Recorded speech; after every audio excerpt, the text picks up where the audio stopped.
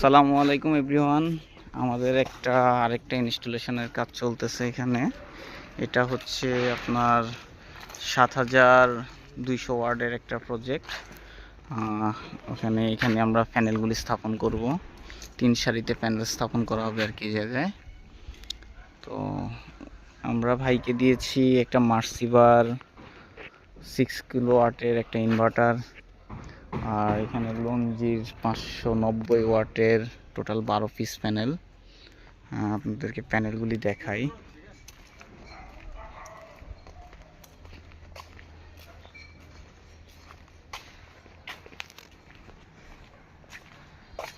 এই প্যানেলগুলি সবগুলি প্যানেল ওখানে উঠবে।